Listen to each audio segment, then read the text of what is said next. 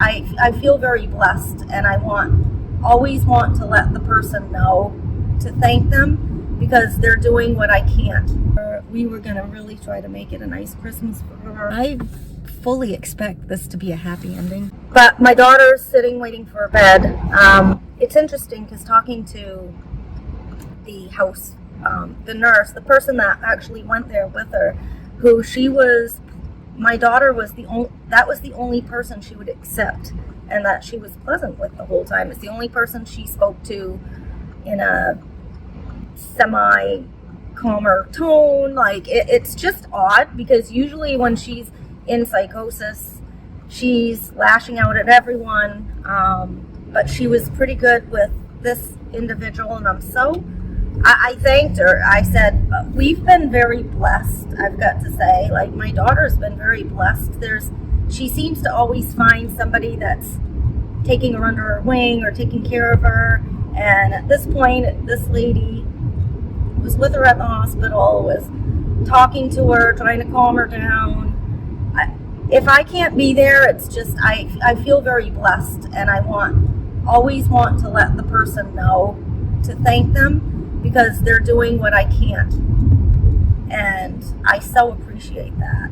But this is the first time my daughter's gone through like mania psychosis and hasn't talked about me being like the devil or having Munchausen this is the first time ever that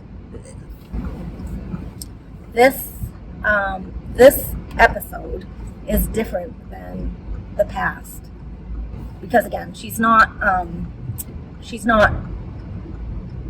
talking about me like I'm evil. She actually isn't really talking about me at all, which is just this is new. The psychosis came on extremely quickly, way quicker than usual, and it's a little different this time. So I made sure that they're going to drug test for everything, like make sure this isn't, Jesus, did somebody like give her something? Who the hell knows? So they are going to do a full drug panel, apparently.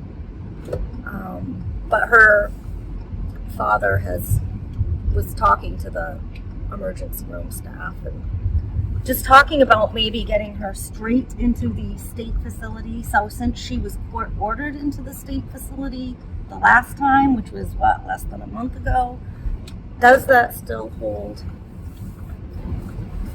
value?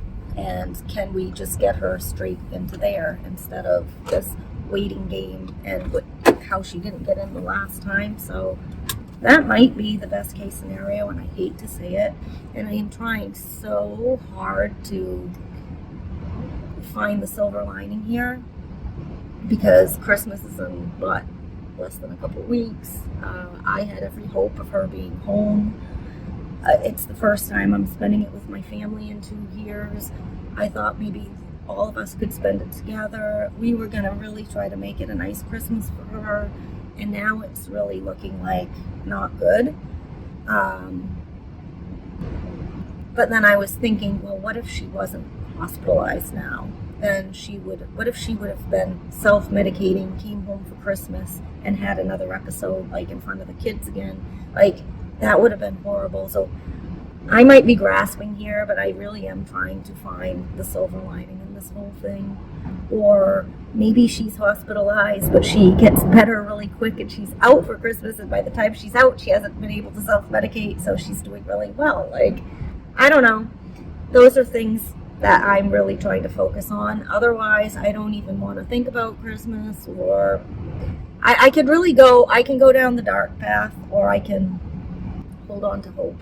And I will continually hold on to hope and continue to meditate and just try to find that peace within, because that's what we need to do in times like this. Otherwise I'd probably be joining her in the hospital, and yeah, she probably doesn't want to be my roommate. So I gotta run into work, but I'll definitely be back.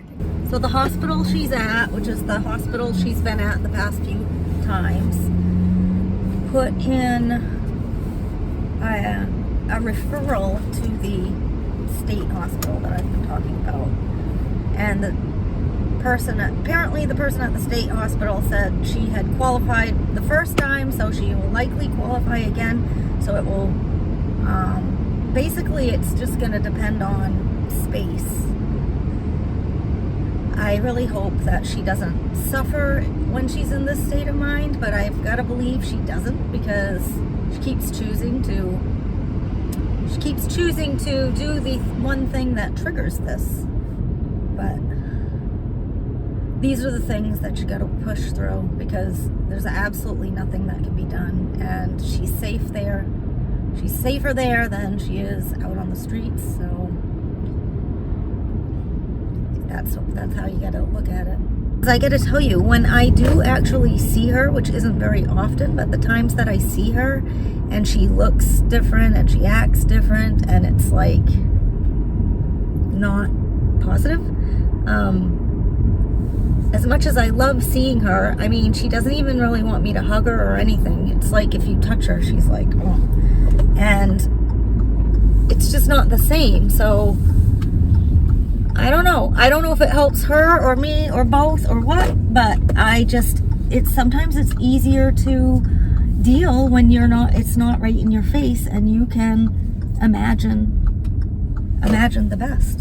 And I think that's where I'm at. Imagining her happy, healthy. I do believe it'll happen again. I don't think that we've gone through all of this for nothing, and I don't think I started making these videos for nothing. I fully expect this to be a happy ending. I feel like I'm making these because it's going to help other people. I haven't posted any of them yet, but that's the other thing. Now that she's going to be back in the hospital, maybe for a long period of time, I might be able to start posting videos, and I'm really torn about it, because I know how upset she would be when she's not doing well, but I'd like to think in her right frame of mind she would want me to help other people. And like I said, I didn't want to go through all of this for nothing. I'd like to think that other people could feel not so alone if I share my story, and that's what it is. And maybe I'll post, and if it helps somebody, great. If it's posted and that seems to not help anyone, then I can always take it down. So that's probably what I'll do. Okay, running back in.